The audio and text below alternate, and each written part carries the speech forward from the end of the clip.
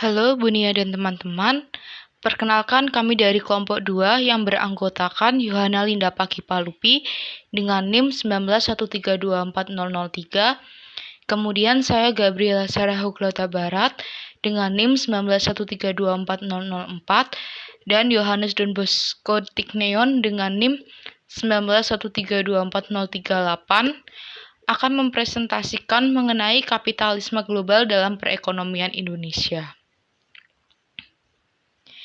Peta konsep atau apa yang akan kita bahas, yang pertama pengertian kapitalisme global, yang kedua sejarah munculnya kapitalisme di Indonesia, yang ketiga ciri-ciri kapitalisme global, yang keempat pengaruh kapitalisme dalam perekonomian Indonesia, yang kelima strategi menghadapi kapitalisme global dalam perekonomian Indonesia, yang keenam eksistensi sistem ekonomi kapitalisme di Indonesia, dan yang ketujuh contoh kapitalisme global. Baik teman-teman, kita akan masuk ke pengertian kapitalisme global. Kapitalisme global atau ekonomi pasar bebas merupakan suatu kondisi di mana penjual dan pembeli memiliki kebebasan untuk melakukan atau memutuskan kebijakan perdagangan. Kapitalisme global juga merupakan penyempurnaan dari kapitalisme klasik yang dikritik oleh Karl Marx. Dalam kapitalisme klasik, memiliki ruang lingkup dan kekuasaan hanya pada suatu negara atau satu negara saja. Akan tetapi, pada kapitalisme global tidak memiliki sekat-sekat atau bisa dikatakan terbuka. Kemudian dalam kapitalisme global, pasar sudah tidak hanya menjual barang dan jasa, tetapi pasar juga sudah menjual mata uang atau valuta, pasar modal, dan saham.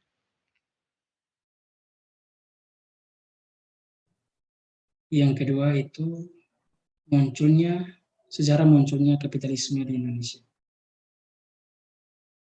Secara singkat, Robinson menyimpulkan perkembangan struktur sosial ekonomi India Belanda dalam 4 tahap. Pada tahap yang pertama, pada abad 17 dan 18, dalam masa kekuasaan FOC yang monopoli perdagangan hasil bumi melalui intensifikasi corak produksi yang sudah ada dalam masyarakat lokal. Yang kedua itu pada awal abad 19, negara kolonial bertindak sebagai pemegang kuasa produksi hasil bumi, terutama kopi dan tebu, menghentikan FOC yang bangkrut.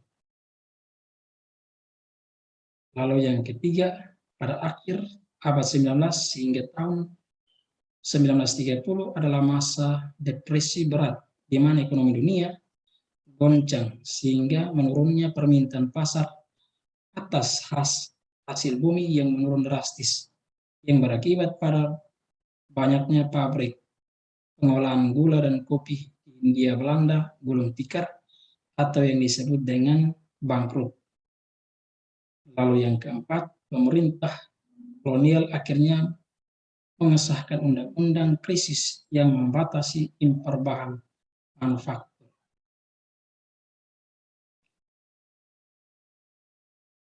Lalu yang berikut itu pada sejarah munculnya kapitalisme di Indonesia, ada juga program Benteng, di mana rahim lahirnya keluarga konglomerat.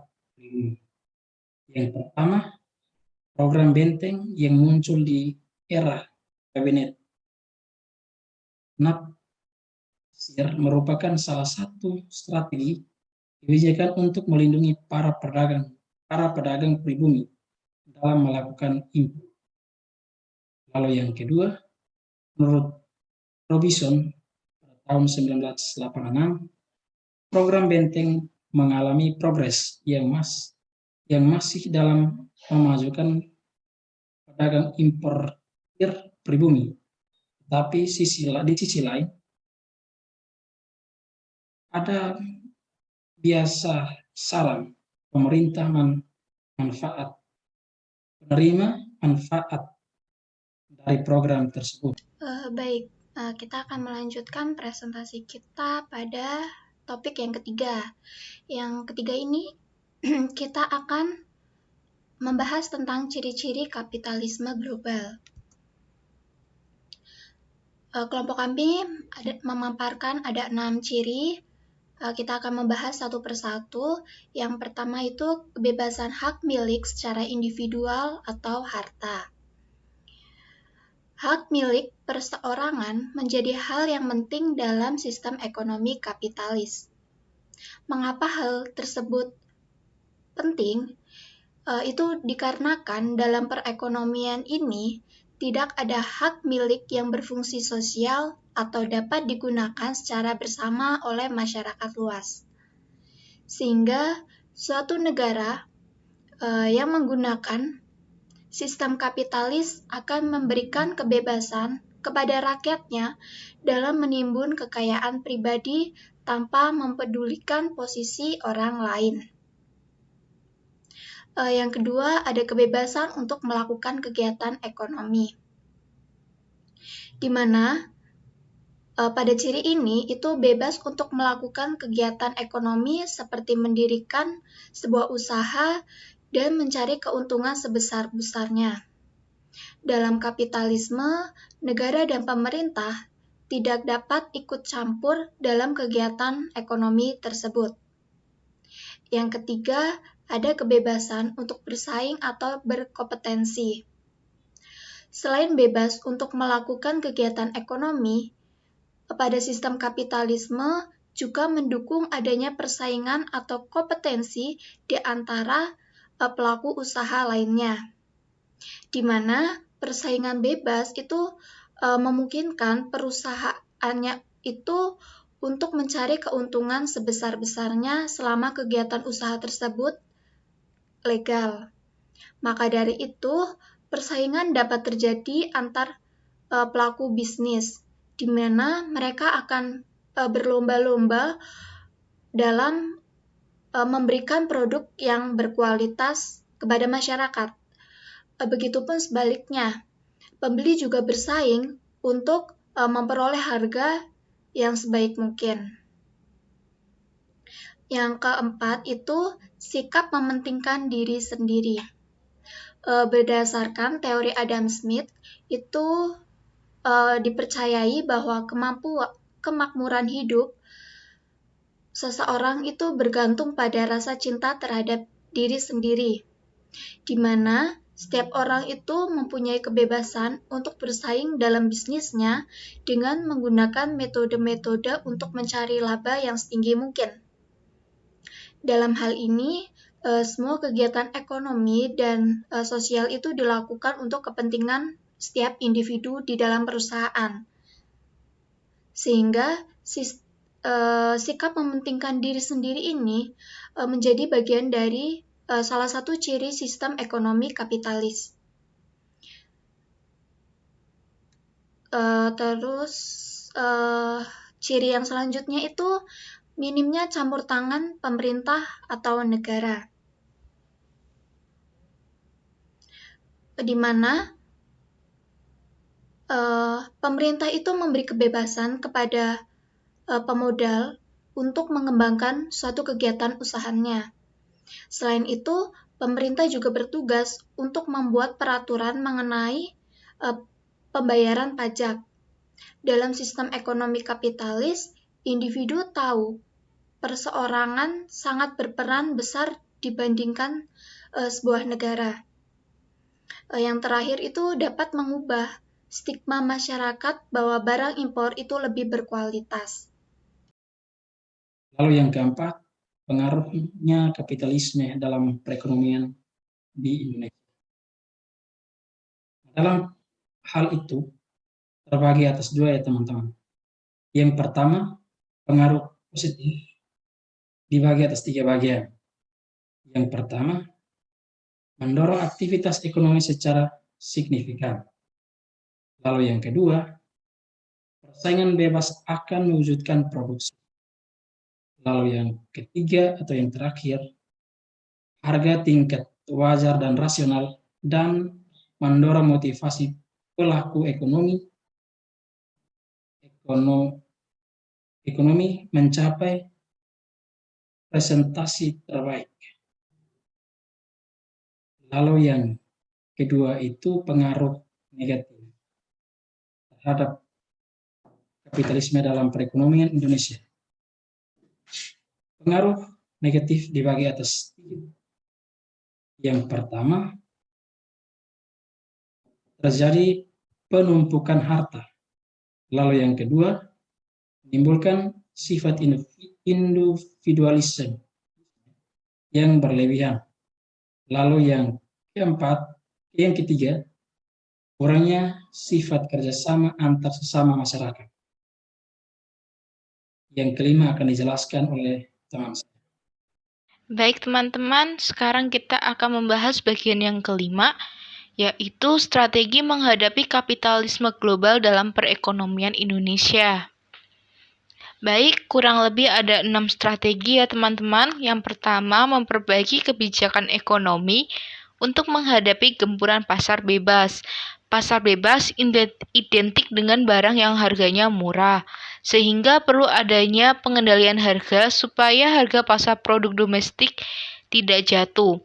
Kemudian yang kedua, memberikan kemudahan untuk para pelaku usaha dalam mendapatkan kredit, terutama pada usaha mikro dan menengah dalam mendapatkan kredit usaha dengan bunga yang lunak. Adanya kemudian ini bisa membantu para UMKM untuk mengembangkan usahanya, diharapkan mampu menguasai pasar domestik. Kemudian yang ketiga, adanya seleksi yang ketat dalam pemeriksaan barang yang masuk pelabuhan. Hal ini digunakan untuk mengantisipasi barang selundupan, barang bekas, sampah, dan barang yang dilarang beredar di dalam negeri. Kemudian yang keempat, adanya standarisasi barang, sehingga barang yang masuk ke Indonesia berkualitas dan bukan barang yang tidak berkualitas atau kualitasnya rendah. Kemudian yang kelima, memberikan pendidikan kepada warga masyarakat untuk mencintai produk dalam negeri. Dengan memberikan pendidikan kepada warga masyarakat, berguna untuk mendukung produksi dalam negeri. Selain itu, merupakan suatu dukungan bagi masyarakat Indonesia untuk usaha mikro. Kemudian, yang keenam adalah mengubah stigma masyarakat bahwa barang impor lebih kualitas. Hal ini dapat dilakukan dengan cara meningkatkan kualitas produk dalam negeri dan berkampanye mencintai produk dalam negeri. Materi yang keenam itu, kelompok kami akan membahas terkait dengan eksistensi sistem ekonomi kapitalisme di Indonesia. Nah, untuk mengetahui apakah sebuah negara itu menerapkan sistem kapitalisme, maka hal tersebut ditandai dengan indikator dari kapitalisme itu dilihat dari seberapa besar pihak-pihak yang menguasai sektor ekonomi. Jika sektor-sektor ekonomi itu lebih banyak dikuasai oleh swasta, maka negara tersebut cenderung ke kapitalisme. Namun, jika ekonominya itu lebih banyak dikendalikan oleh sebuah negara, maka sistem ekonominya bercorak sosialisme. Dengan menggunakan tolak ukur tersebut, kita dapat mengetahui sejauh mana cengkraman kapitalisme telah menjalar ke Indonesia. Lalu, jejak kapitalisme di Indonesia itu dapat ditelusuri ketika Indonesia mulai memasuki era pemerintahan Orde Baru, di mana pada saat Orde Baru itu, kebijakan itu lebih berpihak kepada Barat dan menjauhi ideologi sosialis. Dengan membaiknya politik Indonesia dengan negara-negara Barat, maka arus modal asing mulai masuk ke Indonesia, khususnya PMA atau penanaman modal asing, dan utang luar negeri mulai meningkat.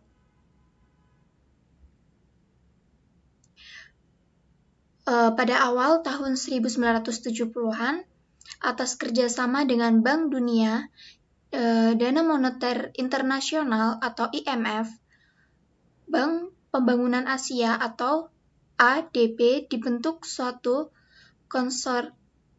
konsorsium Intergovernment Group on Indonesia atau IGGY. Indonesia ini telah menggeser sistem ekonominya itu dari sosialisme lebih ke semi kapitalisme.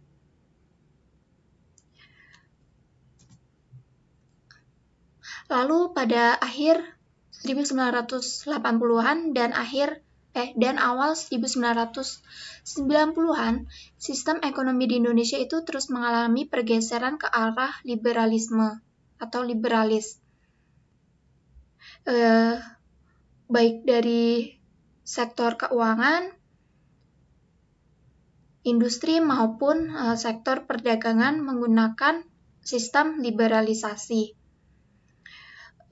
Sektor swasta diharapkan berperan lebih besar karena pemerintah dianggap telah gagal dalam mengalokasikan sumber daya ekonomi untuk menjaga kesinambungan pertumbuhan ekonomi, baik yang berasal dari eksploitasi sumber daya alam maupun hutang luar negeri. Menjamurnya industri perbankan di Indonesia itu diikuti dengan terjadinya transaksi hutang luar negeri perusahaan-perusahaan swasta yang pesat, mewarnai percaturan ekonomi Indonesia pada saat itu. Maka pembangunan ekonomi pada masa Orde Baru ini akhirnya berakhir. Pasca krisis moneter memasuki era reformasi, ternyata kebijakan perekonomian di Indonesia itu tidak bergeser sedikit pun dari pola sebelumnya, bahkan semakin liberal. Dengan mengikuti garis-garis yang telah ditentukan oleh IMF, Indonesia benar-benar telah menuju liberalisasi ekonomi. Yang ketujuh adalah contoh bentuk kapitalisme global dalam perekonomian Indonesia. Contoh bentuk kapitalisme global dalam perekonomian Indonesia. Salah satunya adalah contoh konkret bentuk kapitalisme adalah eksploitasi sumber daya alam di Papua yang dilakukan oleh perusahaan Freeport yang berasal dari negara lain atau perjanjian dengan pemerintah pada masa Orde Baru. Sekian dan terima kasih.